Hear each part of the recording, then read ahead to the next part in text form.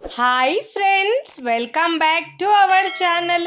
ఈరోజు మన కిచెన్లో దోశ పిండి ఎక్కువగా వేసుకున్నప్పుడు దోశలే కాకుండా ఇలా 2-3 రోజుల తర్వాత పిండి పులుస్తుంది కదండి. అప్పుడు ఇలా మనం పునుగులు వేసుకొని తింటే రుచి అయితే చాలా చాలా బాగుంటాయండి. తిన్నా కొద్దీ తినాలనిపించేలా చాలా బాగా ఉంటాయండి. పైనుంచి క్రిస్పీగా లోపల సాఫ్ట్గా చాలా బాగుంటాయండి. చూస్తేనే తినాలనిపించేలా రుచి అయితే చాలా అద్భుతంగా ఉంటుందండి. పిల్లలు ఇలా స్కూల్ నుంచి రాగానే దోశ పిండి మిగిలినప్పుడు ఇలా చేసుకోవచ్చండి. బ్రేక్ఫాస్ట్లో తిన్నా కానీ టేస్ట్ చాలా చాలా బాగుంటుందండి. ఇలా చేసి మీరు పిల్లలకు పెడితే చాలా ఇష్టంగా తింటారండి. మళ్ళీ చేయమంటారు. రుచి అయితే అంత బాగుంటుందండి.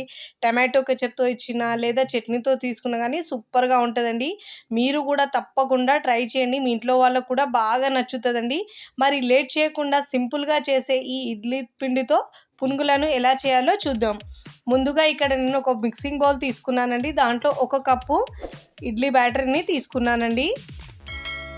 ఇక్కడ పునుగులు వేయడానికి మనకు కొంచెం పిండి ఏమో పలచగా ఉంది కాబట్టి దీంట్లో మైదా ఏమో 1 టేబుల్ స్పూన్ దాకా వేసుకున్నానండి. బియ్యం పిండి 1 టేబుల్ స్పూన్ దాకా వేసుకున్నానండి. ఒకవేళ మీకు పిండి ఎక్కువ పలచగా ఉంటే 1 టేబుల్ స్పూన్ దాకా మళ్ళీ పెంచి వేసుకోవచ్చండి. 1 టేబుల్ స్పూన్ బియ్యం పిండి, 1 టేబుల్ స్పూన్ మైదా వేసుకోవాలి. ఇలా వేసి బాగా ఉండలు లేకుండా మిక్స్ చేసుకోవాలి. ఇప్పుడు ఇలా బాగా మిక్స్ చేసుకున్న తర్వాత ఇప్పుడు దీంట్లో టేస్ట్కి సరిపోయినంత ఉప్పు వేసుకోవాలండి. ఇలా ఉప్పు వేసుకున్న తర్వాత దీంట్లో సన్నగా తరిగిన ఉల్లిపాయలు వేసుకోవాలండి 1 కప్పు దాకా. ఇప్పుడు దీంట్లో పచ్చిమిరపకాయలు 1 నుంచి 2 వేసుకోవాలండి సన్నగా తరిగి. పిల్లలకు చేస్తే మాత్రం మీరు దీంట్లో కొంచెం గ్రైండ్ చేసి వేసుకున్నా సరిపోతుందండి.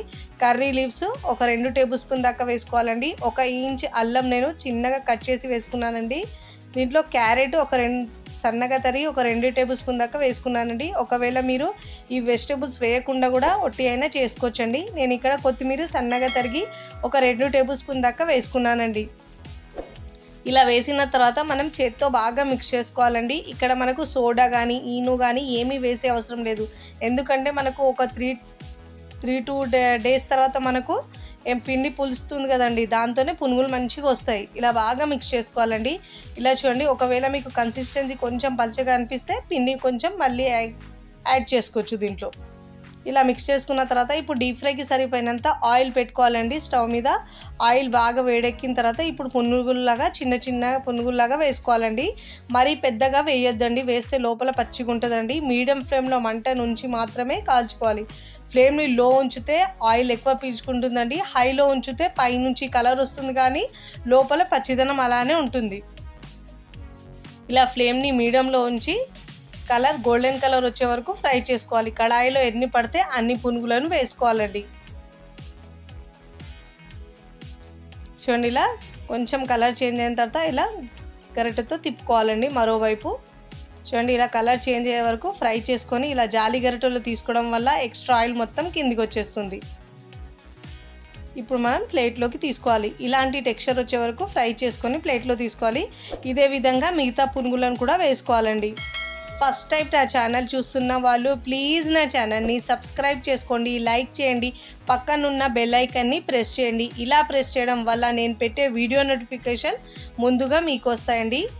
చూడండి, అన్ని పునుగులను ఆయిల్లో డ్రాప్ చేసుకున్న తర్వాత గోల్డెన్ కలర్ వచ్చే వరకు ఫ్రై చేసుకోవాలండి. మంటను మాత్రం మీడియంలోనే ఉంచాలండి.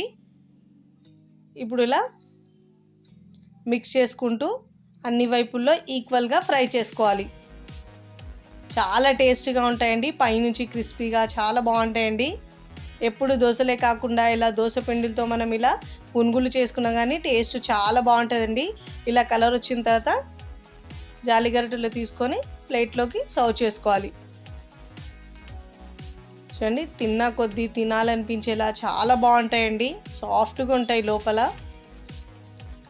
ఇప్పుడు సర్వింగ్ ప్లేట్లో సర్వ్ చేసుకోవాలండి. చూడండి, చూస్తేనే తినాలనిపించేలా చాలా బాగుంటాయండి.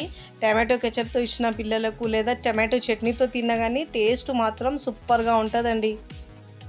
అస్సలు మీరు నమ్మరు, ఇలా దోశ పిండితో మనం పునుగులు వేసుకున్నా కానీ ఇంత టేస్ట్గా వస్తాయని. చూడండి, చూస్తేనే తినాలనిపించే చాలా బాగుంటాయండి. మీరు కూడా తప్పకుండా ఒకసారి ట్రై చేయండి, చాలా బాగా కుదురుతాయండి. ట్రై చేసి ఎలా కుదిరిందో నాకు కామెంట్ ద్వారా తెలియచేయండి. ఇలా మనము టీ టైమ్ స్నాక్స్గా చేసుకున్నా కూడా చాలా బాగుంటుందండి. పిల్లలు స్కూల్ నుంచి రాగానే ఇలా క్విక్గా చేయాలంటే అప్పటికప్పుడు పిండి రెడీ ఉంటుంది కాబట్టి ఇలా రెడీ చేసుకున్నా కూడా చాలా ఇష్టంగా తింటారండి. మళ్ళీ మళ్ళీ కావాలి అంటారు. చాలా బాగా నచ్చుతుందండి. మీరు కూడా తప్పకుండా ట్రై చేయండి, మీ ఇంట్లో వాళ్ళకి తినిపించండి, బాగా నచ్చుతాయండి. వీడియో నచ్చితే లైక్ చేయండి, ఫ్రెండ్స్ ఫ్యామిలీకి షేర్ చేయండి. మరికొన్ని టేస్టీ సింపుల్ క్విక్ రెసిపీస్ కోసం టీ కిచెన్ని సబ్స్క్రైబ్ చేసుకోండి. Thanks for watching.